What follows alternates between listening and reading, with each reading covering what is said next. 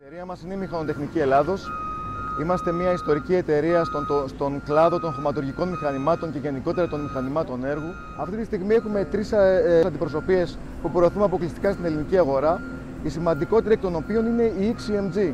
Ένας παγκόσμιος κολοσσός με 12 εργοστάσια, με πλήρη κάλυψη ανταλλακτικών, όπως επίσης και με πλήρη προσωπικό στο θέμα και στον τομέα της υποστήριξης των μηχανημάτων μας. Η συμμετοχή μας στην έκθεση ήταν μια έκπληξη. Είμαστε κάτι παραπάνω από απόλυτα ικανοποιημένοι. Τα μεγάλα μας μηχανήματα ήδη πωλήθηκαν σε ανθρώπους που τα δοκίμασαν ζωντανά.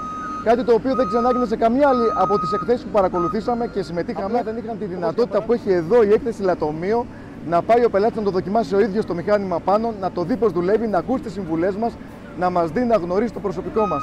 Αυτό ήταν κάτι πρωτόγνωρο και πραγματικά μας βγήκε πολύ καλά και είμαστε πολύ αισιόδοξοι που μας είπαν οι διοργανωτές ότι ξαναγίνει η ίδια έκθεση. Θα έχουμε πάλι την ίδια παρουσία με περισσότερα μηχανήματα όμως αυτή τη φορά και πιστεύουμε ότι θα έχουμε αντίστοιχα και περισσότερα αποτελέσματα να φέρουμε πίσω στην Αθήνα.